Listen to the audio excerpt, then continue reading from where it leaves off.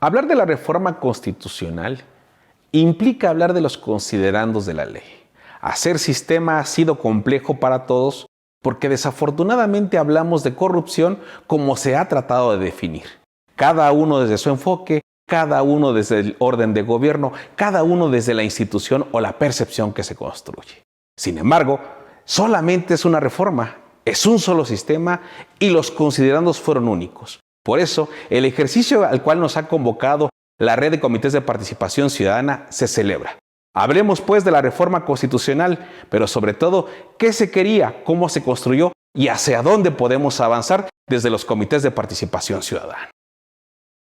¿Qué es lo que establecían los considerandos de la ley? Primero, el objetivo principal de la reforma constitucional del 2015 era fortalecer los marcos jurídicos, fortalecer las instituciones públicas, con el objeto de prevenir y combatir la corrupción, evitar la fragmentación institucional, la desconfianza que manifestamos los ciudadanos hacia los órdenes de gobierno, para fortalecer la visibilización de las instituciones públicas a cargo del control interno.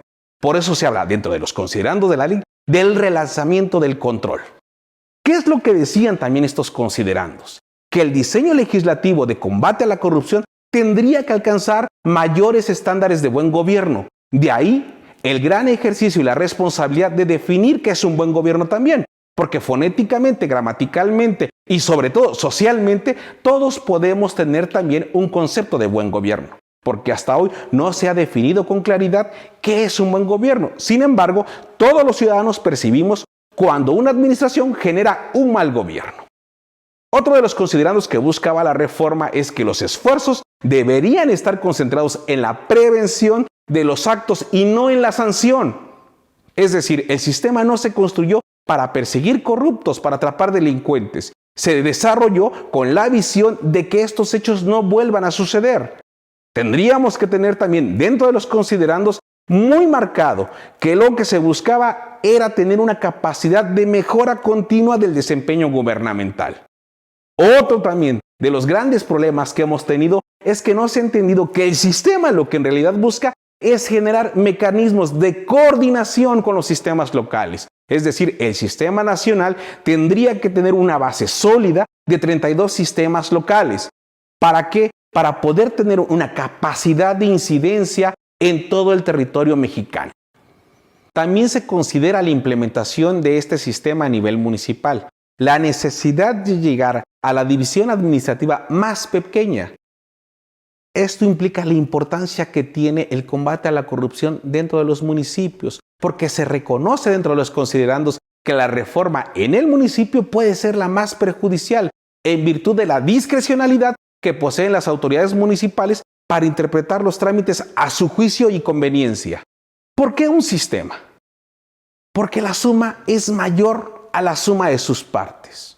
En una expresión coloquial, 1 más 1 igual a 3. Sin embargo, también se reconoce que la alteración de una de sus partes modifica todo el sistema. ¿Por qué anticorrupción? Porque lo importante de este prefijo es que lo vamos a proteger, que lo vamos a prevenir, que vamos a luchar contra él. Solamente un sistema en el país reconoció gramaticalmente que existía corrupción, que es el caso del estado de Oaxaca. Es el único sistema que se llama de combate a la corrupción. La reforma constitucional en materia de combate a la corrupción del 27 de mayo del 2015 crea el Sistema Nacional Anticorrupción a través de varias instituciones de los 3 niveles de gobierno. Crea 2 órganos de participación ciudadana, la Comisión de Selección y el Comité de Participación Ciudadana.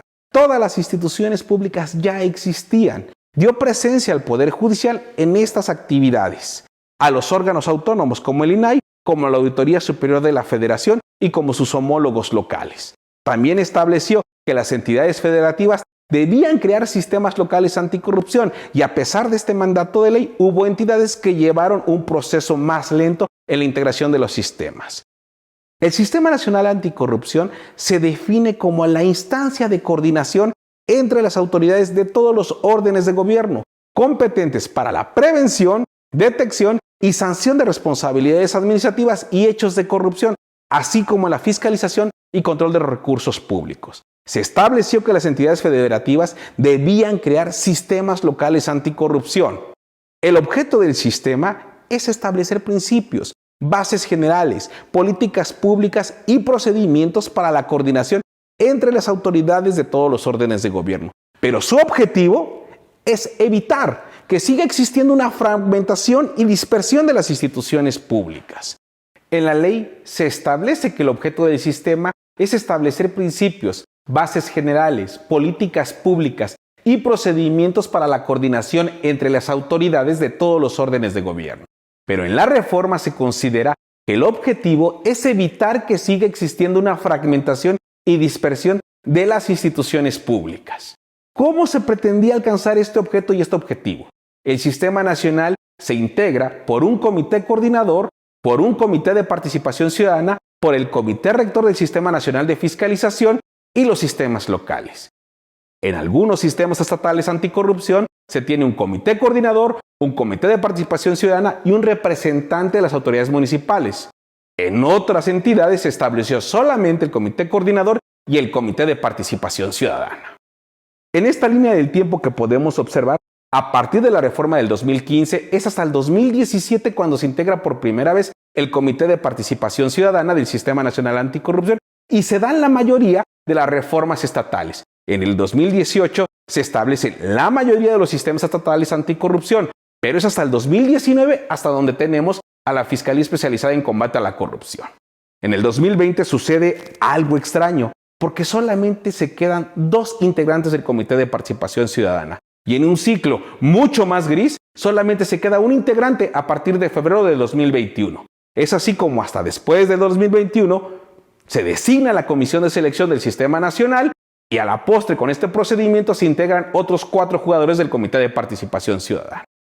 A pesar de estos esfuerzos, a pesar de la importancia que tiene el sistema y a pesar de reconocerse que el combate a la corrupción es una prioridad en el país, hasta hoy no tenemos o no hemos tenido al sistema nacional completo. Nos siguen faltando los magistrados anticorrupción, la definición de los sistemas municipales y en este momento, en el 2022, ya nos hacen falta comisiones de selección e integrantes en varias entidades federativas.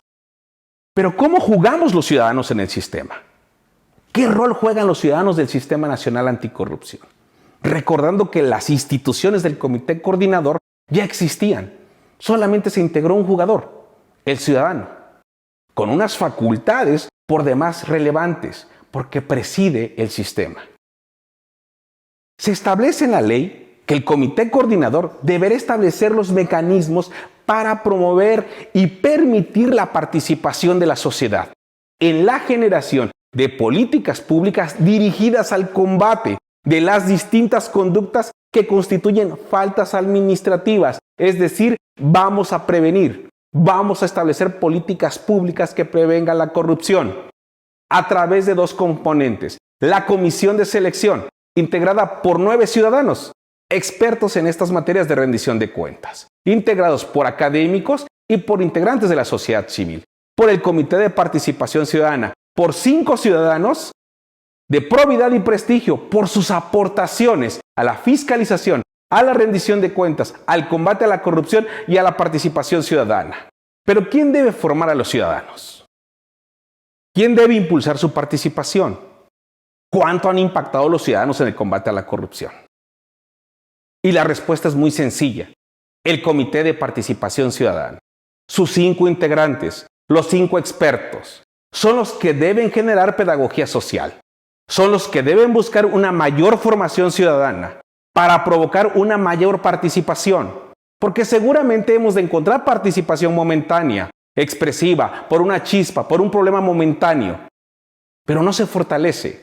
Por eso es necesario que el Comité de Participación Ciudadana, asumiendo su rol, su responsabilidad de generar política pública de prevención, también genere una formación que genere ciudadanos interesados en lo público, en lo que es de todos, aunque no les pertenezca.